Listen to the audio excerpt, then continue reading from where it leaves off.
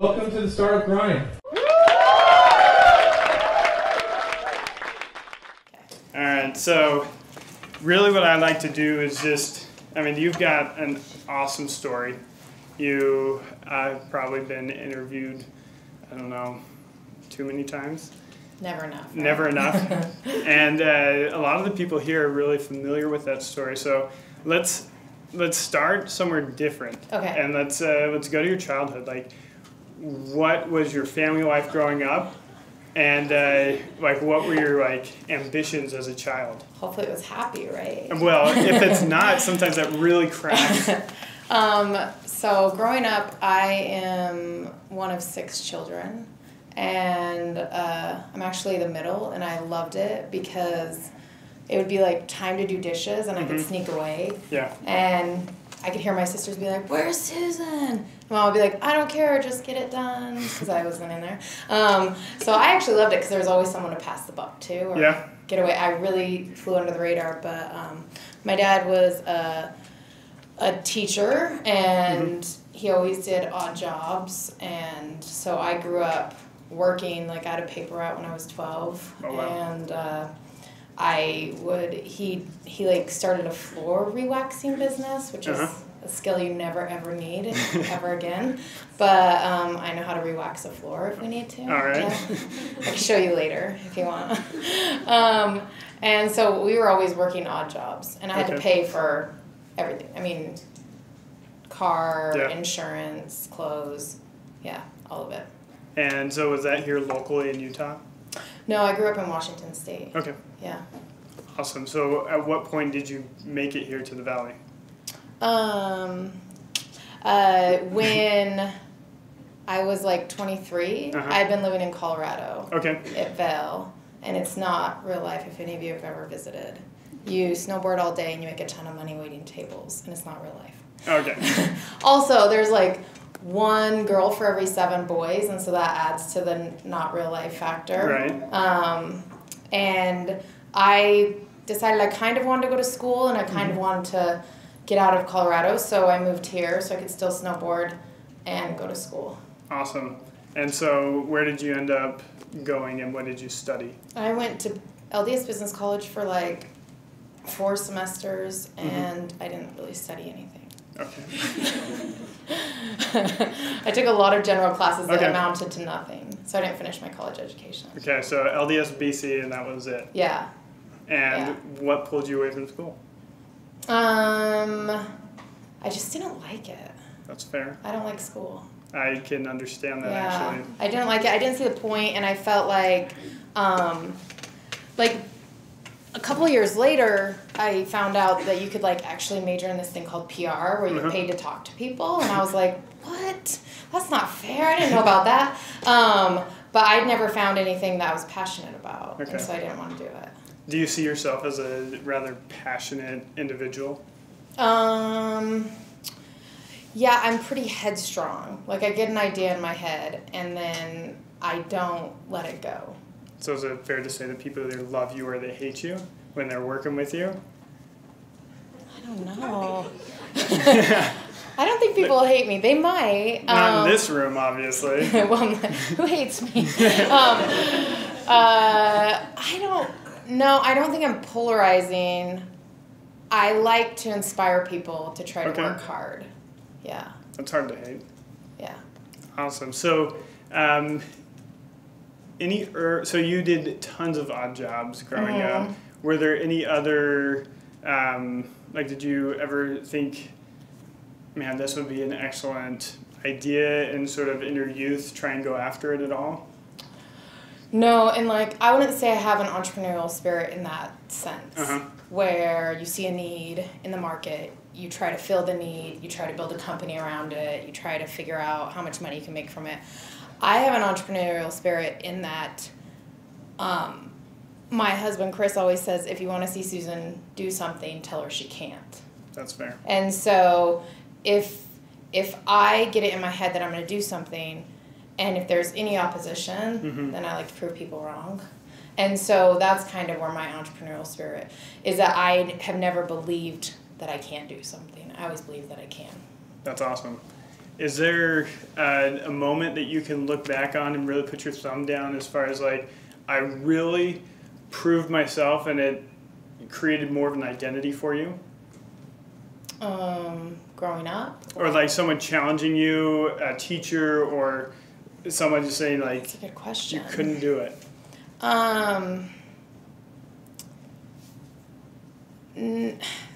don't know. That's a really good question. I mean, I look at more as like, I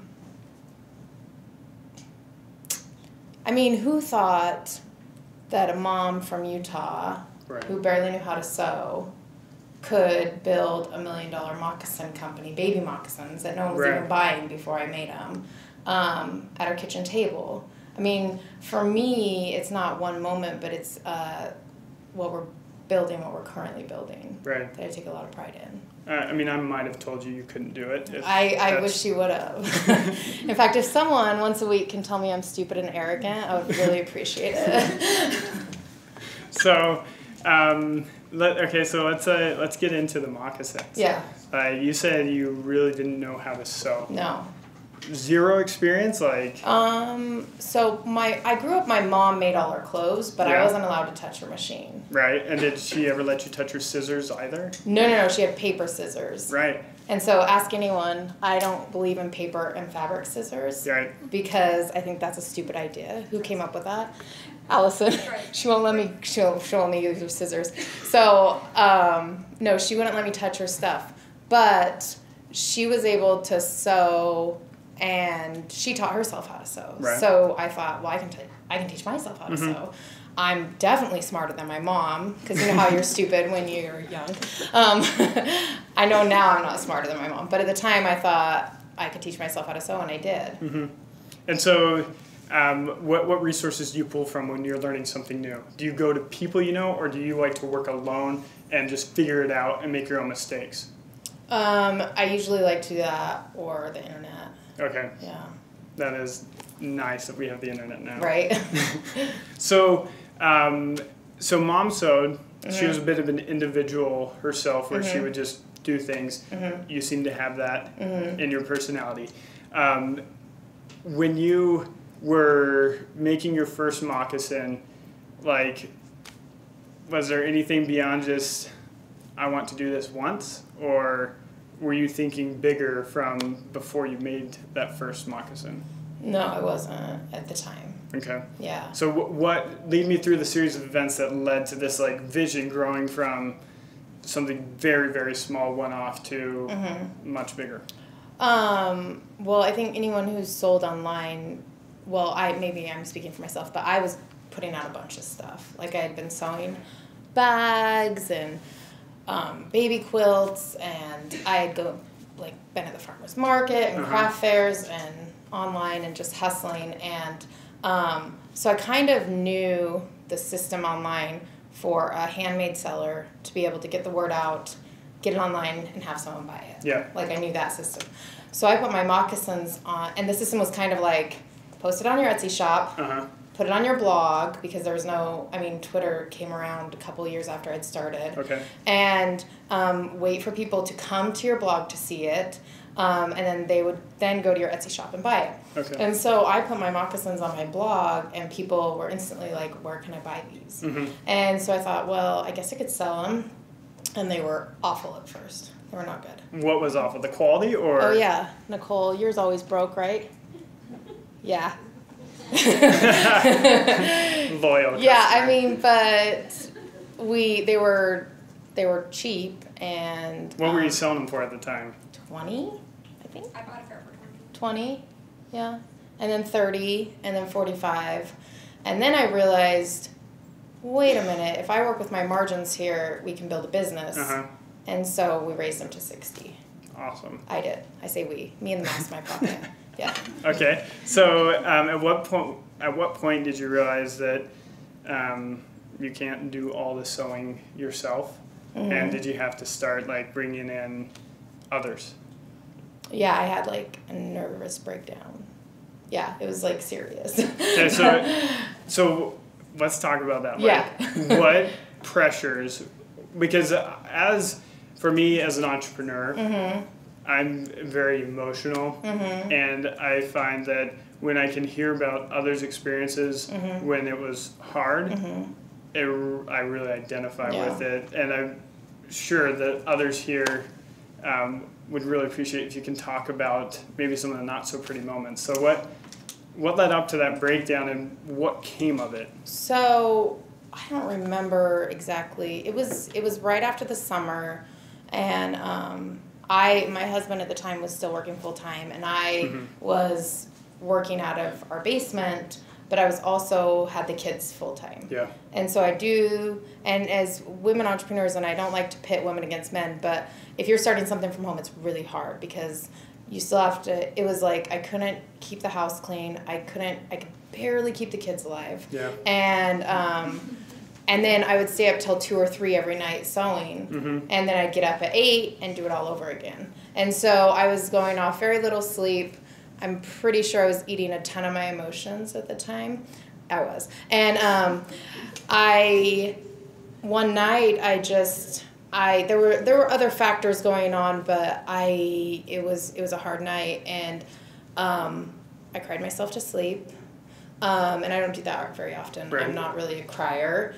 And so I decided that I was going to try to hire someone. And it's so hard to let go of things in your business, especially something that identifies your business so much. And the way that my moccasins were made, I felt really identified. But I put it out on Craigslist. Right. And this sweet little lady from West Provo answered my call and came over, and she'd been sewing for 20 years and I'd been sewing for 4. So she was very patient with me. And I was like, no, you have to make them here. And she's like, oh, gosh, okay. So she made them in my house for a little bit. And then I let her take them to her house. And she just she worked with me. And she still works for me. She still sews my moccasins for me. And she won't let you touch her scissors, I presume? She won't let me touch her scissors. No.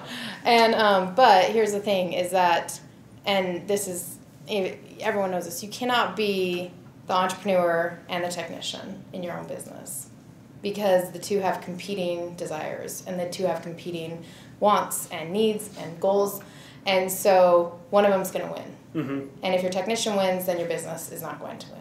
And so you have to decide what you want to do. Entrepreneurism is not for everyone. Not everyone wants to be a CEO and an owner. Right.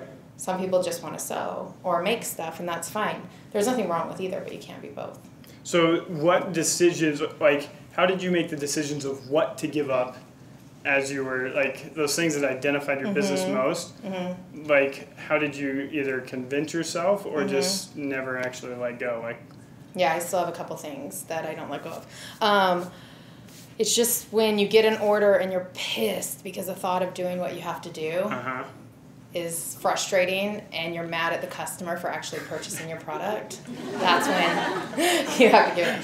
So mine was, okay, so she can sew, but I will always ship and answer emails, because then I'll see the product as it goes out. And that lasted for about 5 months, and I brought on a girl to ship for me. But I was always going to answer the emails, because then I would know who was ordering and what did they need, and I could do that. And then a couple months later, she took over emails. So then you couldn't have anyone to be mad at. No, it's you. And then what was our next hire? Then I hired an assistant, and that was hard because I thought I had my inbox under control. I mean, everyone has 500 unanswered emails, right? Yes. So, and she helped go through my inbox and took over a lot of things. And then we hired someone to ship so Jody could do emails full time. And now half the time, I mean, I don't know who's buying what these days. I mean, I can pull a report and I can see, but I used to know every customer that bought every pair of moccasins, and now I don't know. And I think that it's better that way, because I have other things that I need to focus on. So who convinced you? Was it just one thing at a time? I knew that in order to grow, I had to do it. Okay. Yeah, so I convince myself. So it seems like for you, the technician continuously loses and the business is always winning. Yeah. And do you think that that's a good thing in the long run? For me, it is. Yeah. In my heart, I want to grow this business. And I feel like this is what I'm supposed to be doing. And so I try not to get in the way, which is hard because it's easy to get in the way. But I try to stay out of the way. So so you want to grow this business. What is your drive? And, you know, just putting cute shoes on babies, is that like the thing that really makes you feel satisfied? Or is it, you know, providing employment for other individuals? What makes you keep doing every step of this business? Well, partly to prove to myself that I can. Okay. And then partly because I want, like, you have to sit down and you have to ask yourself, like, what is it that you want? Like, what do you want out of life? And I think sometimes that's an easier question than others. And I want to have a certain life, and I don't want to work for the rest of my life. Yeah. And I see this business as my vehicle to be able to get there. I also really care about kids and child development. I'm really passionate about women entrepreneurs. I'm passionate about allowing people a space where they feel like they can make mistakes. And they can learn from them. And so I try to provide that space for my employees. But with everyone we bring on, I mean, it's so scary. My accountant sat me down this last year, and they're like, okay, so like you need to pay yourself every month, because I don't. And you probably need to pay yourself more than you're paying yourself. And I thought, well, then it's not then it's like real. Like, then I really have to do this. And now we're giving my employees more money, and I feel like it's not just me anymore. It's like families and lives that are depending on this, and it's scarier, and it becomes real every day. So when that realization of, you know, people are becoming more dependent on this, does that change your perspective of this vehicle? Like, does it change the way, you know, as employees get more money, do you have greater expectations for them because of what's the trade-off is there? I mean, no, I'm pretty specific when we hire that, because like Angie, who sews for me and will continue to sew, I mean, she really took a chance on me. Right. And I kind of look for that in every employee that we bring in, is everyone starts at the same, no matter what you're doing, you start at the same rate, and I need you to take a chance on us. And then I'm willing to take a chance on you. And so, but I need to see that first. And so, I feel like right out of the gate, we expect a lot out of people. And so paying them more, I love to do it, and I want to pay everyone what they're worth. So with that, like you needing to see their trust in you, do you feel like that stems from like your own experiences of having to trust like other people before you could get a reward? No, I mean, that comes from a couple really bad hires that I've made. So you got burned. Big time. And so that's really structured. Yeah. Because there are people, believe it or not, I didn't know this, in this world who think that things should be handed to them. And also they look at someone who's working hard, and it looks like their train's leaving the station, and they jump on the train and then be like, look at this train I built! They're like, no, you did not build this train. I built this train.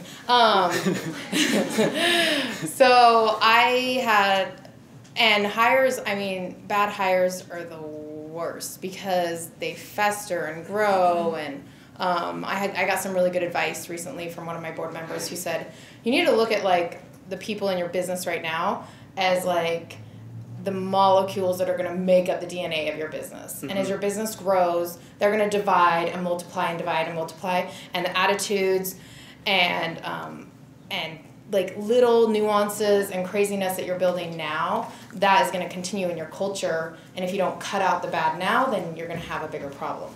So what is your filter now? Like, how do you separate the good from the bad? it's not easy because I'm really trusting. Okay. But we try to look for people that fit in with the culture. Like for me, culture is just as, if not more important than skill level. Uh-huh. Because I feel like, you know, like my girl who does my emails and is the nicest person you'll ever meet online swears like a sailor, didn't know how to use a computer, and if you tell people she's nice, she gets mad at you because she's like, don't spread that rumor about me. So I feel like if anyone has a desire to succeed, they can be taught technical skills. For me, that's not as important. Do you fit in with Freshly Picked? I'm concerned as to whether or not people see my vision. And if you're coming to work for me, I'm sure your vision's great, but I don't care what it is. I want you to see my vision. And if your vision complements my vision, then maybe we can talk about it. But but I think filter. You can't hire a ton of entrepreneurs. It's not going to work. You need to hire people that want to help you build something. So with that, like, describe Freshly Picked's culture. Sweet, accepting, inclusive, with a large amount of sass. Hardworking, fun. Yeah, that's about it. That's a solid culture. Got it. That's cool. It's really important to me that everyone that comes into work doesn't feel like they're not part of it. I want everyone to feel included, and I want everyone to feel validated. I want everyone to feel like they're being heard. And again, like, I want people to feel like they can make mistakes, because sometimes a mistake is actually what's supposed to happen. Yeah. And you learn a lot from it. If it's bad, you learn a lot from it if it's good. I've made some really expensive, really stupid mistakes, and I would do them all over again. Yeah. Yeah. Give us a great example. Maybe not the one you're thinking of. Let's do I'm trying to think. I mean, there's one that stands out. I had a really bad hire, and I don't want to go into too much detail, right. But it ended up costing me more money than I've ever made in my whole life. And well, you don't pay yourself. Because I don't pay myself. It's not saying much. And it's hard because if you know me, I tend not to. I'm really nice, and I can just don't come between me and my money. It's kind of like the bottom line on that one. And I really had to get myself to a place where I was not bitter, and I was not angry, and I was grateful for the experience, and it took a lot of work on my part. But I felt like I got there, and I tried really hard to get there. And since then, I've learned so much about people and intentions and what is good for me and what's not good for me and what's good for the business and what's not good for the business. And so I always say that you either pay tuition to school, which I kind of did but not really, or you pay tuition to the School of Hard Knocks, and you end up paying like the same amount. Is that the statistic? I don't know, that's mine. If I would have gone to business school, I probably would have paid that much, maybe a little more. All right, that's fair. So when you talk about you had to get yourself to that point where you weren't having these feelings, right? I mean, from my experience, it's super hard to convince myself that what I'm feeling is not what I actually want to feel. What's something specific that you had to do? Did you have to remove yourself from a situation? Did you have to remind yourself? Or just keep telling yourself, like, it's self? I mean, you have to, for me, it's always like, I have to let that person's actions be their problem and not mine. And like, what they did, that's on them, that's not on me. And I need to make sure that what I did and how I acted is in line with like my views and my beliefs. And if they didn't, then that's their problem, that's not mine. And so it's not easy. I mean, it didn't happen overnight. It took me like 4 or 5 months to get there, but yeah. That's awesome that you're so honest and can make that 4 or 5 months of effort. really says something about you. So I want to talk about your balance or unbalance with your family, and then specifically I want to get into conversations with you and your husband. Like, so not like for myself, like the conversations I have with my wife about the entrepreneurship and how we balance things. Like, what agreements have you been able to reach, and how did you arrive at the balance or unbalance that you're at now? So for us, golly, I don't want to put words in Chris's mouth, but we've tried, and let me preface this with, this works for our family. Right. And I'm not judging anyone else's situation. And if this doesn't work for your situation, that's fine, but it works for us. And our biggest concern was that we had one parent home with our children. Yeah. And Chris is a really, in my experience, there's about 50% of the men that I've encountered would feel comfortable leaving their career, leaving their job, and giving it all up for their wife to be able to follow her career and her dream. Right. And Chris is, it works for us because Chris is, he now stays home full time. And I wouldn't say that our life is balanced, though. Right. Like, I don't believe in balance. I think it's... Okay, expound. It's just something that some man made up to tell women that it's just, I don't know, like, I think for me, like, okay, so my inbox is clean, but my house is dirty. Right. Or my hair's dirty, but I can wash my body. I mean, there's just like, for me, I can't ever do all of it. And so instead for us, it's come down to choices. And so we've chosen, like I said, that it's important for us to have our kids at home.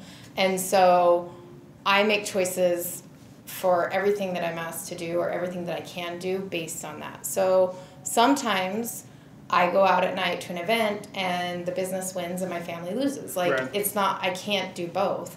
And so I've decided to not feel guilty about it and to let that just be this chapter of our lives where he's picking up more of he's doing more things with the kids and running carpool and planning play dates and making lunch and buying swimming pools for the kids. And, you know, like there's all these things that he's doing and I'm not, and that's fine. That's this stage in our life. Yeah.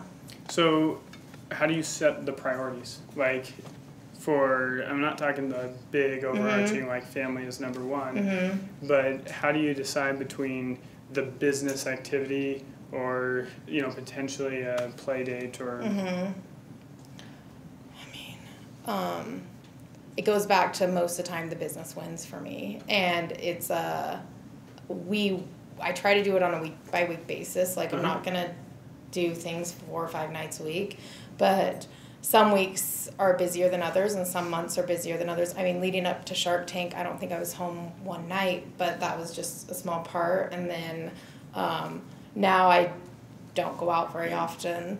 And so I guess in the sense that I have to decide, like, is this worth me not getting home to put my kids to bed and not getting enough sleep? And if it is, or sometimes it's not, but I need to do it anyway. And not that men have it easier in this aspect, but there is more pressure that women put on themselves. And there's this thing called mom guilt, which we all know about. And it's a real thing. And I mean, it's not easy, but I really believe in what I'm doing, and I really feel like I can make a difference with what I'm doing. And so there are sacrifices that I'm willing to make. How, in your own words, how essential has Christian's role been for Freshly Picked? It wouldn't be Freshly Picked. I mean, Chris is... This is about Chris. It's about me. This is about you. Chris is like, you know when there's like in the Olympics, the sprinters, how they have the starting blocks? Chris is my starting block. He's like that hard place for me to push up against that I can bounce off of. And he really allows me the space to like sprint and to do my things that I need to do. And I know that if I need to put my feet in some place to push off against something, he's going to be there for me. That's awesome. So let's go to Shark Tank. That experience? Yes. Awesome publicity? Yes. Awesome deal? You already said you weren't home leading up to it. What was your biggest fear going into it? Gosh, that it's like 7 million viewers, and we've all seen that episode where the person gets a deal, but they come off looking like the biggest jerk ever, right? And that was my biggest fear, that I was not in control of the editing process, and I could have looked like, I could have looked awful. I mean, I came off the show, and I called Chris, and I was like, it couldn't have gone better, and I was on this high for like 3 weeks, and then I sunk into this deep low where I was like, oh my gosh, like there was this one part where you pass out your product to the sharks, and I don't know what I was thinking, but they have like coffee tables in front of their seats, and I went behind the coffee tables and was like bumping up against their knees to give them their moccasins, and I'm like, if they put that on TV, I'm gonna look so stupid. But they didn't, so I didn't look stupid. But it was more terrifying for me to wait for the air than it was to actually film. It was way more terrifying. What has changed since it aired? Everything and nothing. Like, I definitely have more emails. Sorry, I wasn't crying, you guys. Got something in my throat. I wasn't emotional either. I'm not emotional. Our business has quadrupled. So our sales there is, the Shark Tank effect is like a real thing. The night that Shark Tank aired, or the weekend that Shark Tank aired, I got 20,000 new followers on Instagram. Wow. 8,000 on Facebook, 2,000 on Twitter. It was just like this huge thing that happened. We're talking to retailers now. We're working with new manufacturers. There's just like this exposure that your business gets that it can't get any other way. Yeah. Yeah. And so were there, like, I mean, all the followers and stuff, like that's awesome. But the orders coming through, were you able to manage? And no issues with, like, you had everything in place and were prepared for that? Yeah, so we moved our product to a shipping fulfillment center a couple weeks before. And if anyone uses like a fulfillment center, I love mine, but it's like getting in bed with the devil, and the devil you know is better than the one you don't. So it's a pain in the butt. There's always problems, but it takes so much pressure off of us because I don't want to run a warehouse. Like, I don't know how to run a warehouse. I don't know how to run, like, we can limp along with our shipping, but we are not very efficient at it. We don't do a good job at it. And when you start to go into retail, I mean, there's all these like issues, like you have to ship, like this sticker has to be 1 inch from the outside of the box and 1 inch in, and if it's not, then you get fined. And so the 3PL then takes over, like, they assume all the responsibility for that. And they've assumed all the responsibility for what they've done, and it's been a long, hard road, but we've gotten to the point where they're great guys. It's just the integration process is just always painful. But if you structure your shipping, what you charge your customers right, and you structure everything right, then you don't lose money. So it's been a good experience for us. So to someone who is approaching that phase in their business, what would you give them as, like, you know, one word of advice for that particular phase of scaling? I don't know. You can use 2 words if you need it. It's just, there has to be a level of trust between you and the distribution center. And so if the trust isn't there, then it's not going to work out. But we really trust our guys. I want to pull my hair out a lot of the times, but I trust that they're going to take care, they're going to hold up their end of the bargain, and they always do. And so I would say find someone you trust. Yeah. Awesome. So I'm going to take some questions here. So if you guys have questions, you raise your hand, and then I'll get Chandler to walk around a microphone to you. So we probably have time for like 2 or 3 or maybe more. So, but I'll finish up with something I like to do with our speakers is do word association. So I'll give you a word. Okay. And then I'll put you on the spot and you'll give a response. Okay. So inspiration. Podcasts. Explain it. I love to listen to podcasts. They're like my favorite thing. It's one of my favorite things to do. And so when I'm looking for marketing inspiration, inspiration on like different ways to expand and grow, and sales inspiration, I turn to a lot of podcasts. Cool. Role model. My grandmother. Your future. Sexy. She's losing some weight. Hobby. Working out. And your next phase of life. I don't know, man. Hopefully, I mean, I don't know. It's hard to see beyond what I'm doing right now.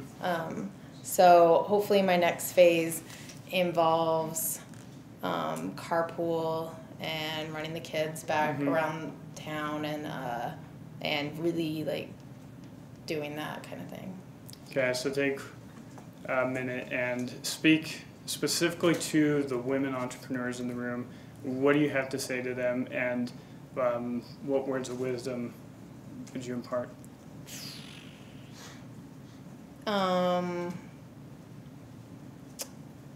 Gosh, that's a hard one. I didn't prepare for that one. I think just don't be too hard on yourself, you know? Like women just we're really hard on ourselves. Don't compare yourself to where someone else is. And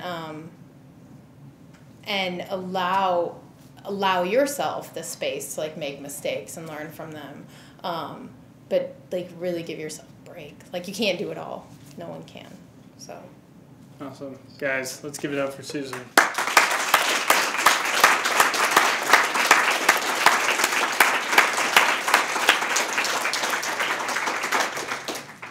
All right, do we have some questions?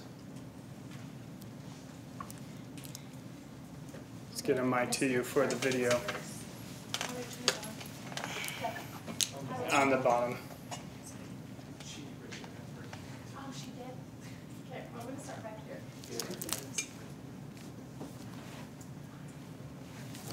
Testing? Got it. You talked about how you kind of decided that you weren't going to feel guilty about, going out and choosing the business over your family. Can you talk about just a little bit about how you actually made that happen? It's a constant battle. I think that's a good question. I mean, part of it, something that's really helped me is that Chris stays home with the kids. And so if there's nights that I can't be home, I do what I can, and then I allow that to be good enough.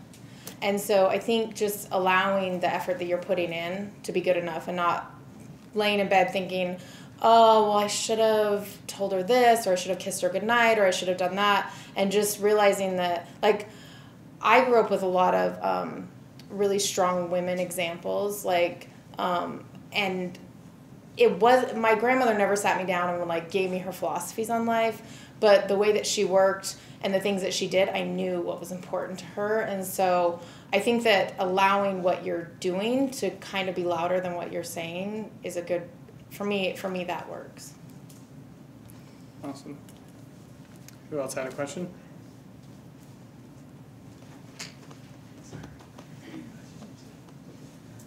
You do, am I on? Yeah. You do a lot of collaborations, giveaways, you do a lot of social media. Can you talk about your decisions in what you've done and how you do those things and why, and that, touch on So there's not like a hard, fast rule that we're following. I try to say yes if I can. And so if someone wants to collaborate, I try to say yes. Because I remember being on the other side of that email, doing the ask. And so I try to be conscious of that. And I hope I never forget how that felt, because it's a scary thing. And then we have some collaborations coming up with some really fun stuff happening for fall. And we sit down and we plan out, like we have through next spring, summer planned. And so it's just like trying to fill in some gaps sometimes too. And your brand enthusiast, Mm-hmm. how does that fit into that same theme? So how my brand enthusiast started is, so on Instagram we have obviously a lot of followers, and when I was building my Instagram's like my number one reason why I think that my business is where it is, because our Instagram, I really put a lot of effort into that. And I started with 600 followers, and I spent probably 24 hours a day for a whole year working on Instagram. Like Chris can attest, I'd be in bed at night, like falling asleep doing Instagram, and the first thing when I woke up, I was doing Instagram. But it was really important to me that whoever was in my community felt heard, and they felt like they were being taken care of. And so at about 30,000 followers, I couldn't answer all the questions anymore, and there were some that were starting to slip through the cracks. And so I brought on a couple of brand enthusiasts, and their sole purpose was to take care of the Instagram community and to kind of moderate what was going on in there. And then now we have 7, and that's still their purpose, because we've all seen that celebrity account. Like I look at celebrities sometimes who have less followers than me, and their comment section is like a minefield, and it's just like spam and people yelling at each other and calling the celebrity fat. And I was determined that that was never going to happen to me. I'm proud of my curves, so don't call me fat. No, and I think that's why our community hasn't turned that way, because we have the brand enthusiasts, and they're setting the tone for the comments. Thank you. Yeah.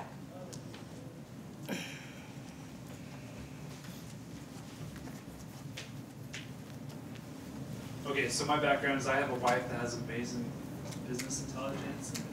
So I want to hear specifically, like, what does Chris do that inspires you to go ahead? Because obviously you already had kids when you first started this. Like, what was some specific things that your husband did to inspire you to jump off the starter blocks and take this brand? So when I started when my daughter was 9 months old, making and selling stuff, and then I had my son. So we were having babies at first, and then my business, I feel really lucky that it kind of grew at the same rate that my kids did. And so Chris has always been super supportive, and I don't know if it's that when I get an idea in my head, like no one can tell me I can't do it. So he just kind of, whatever, she'll do it anyway. Or if, I think it's equal parts that, and then equal parts he really believes in what I'm doing. And so he's just, he's just always been super supportive of me. So it's been easy. Let's get one more question.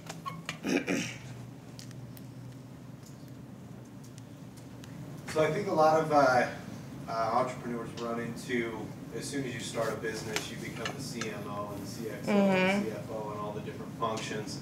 If you had to prioritize those functions, which I'm sure you had to, what order would you put those things in? Your product development, your social media marketing, your all the different things you have to do as a business owner. Could you go through how you would prioritize those kind of as the sole runner? I mean, it depends on, I think it goes in waves. Like we would put a lot of effort, I would put a lot of effort into developing like either a new color or finding new leather. So at that point I was like the operations, like COO. And then it would be getting it made, and then it would be all of the things that go around, like taking pictures and writing the copy and all that. And then it would be the marketing. And then, so I'm not thinking about like developing when I'm marketing. We currently have, we don't have like a CFO. We use advanced CFO, so we've outsourced our finances, which is good because I'm like, I turn off when someone starts talking about finances. I'm like, just tell me how much money I need to make. Tell me how many pairs of moccasins I have to sell. I'm fine. And that's not to say I don't know what's going on in the business. I definitely know, but I don't like to get into the nitty-gritty of like cash flow sheets and all that stuff. It's just not something that excites me. So in order to make that a priority, we had to like outsource it because it was always getting pushed back. So then you would, just to follow up real quick, you would say then you focus on one thing, one day at a time, rather than having to try. We used to, and now we have director of operations. I'm still doing marketing. It's kind of my baby. I'm not really willing to give it up yet. I know I'm going to have to, like, really quickly because the CEO duties are all falling on me, which is what I want to do. So I've been that crazy person when someone does marketing. I'm like, but I wouldn't say that, and I wouldn't do that, and you're doing it wrong, and why'd you do your hair like that? And then it doesn't work. So, but for us, the priority has always been and will always continue to be: do our customers feel like they're being taken care of? And is there anything more we can do to make sure everyone's feeling like they're taken care of? So we build our structure of our business around that. Awesome. Guys, one more time, let's give it up for Susan.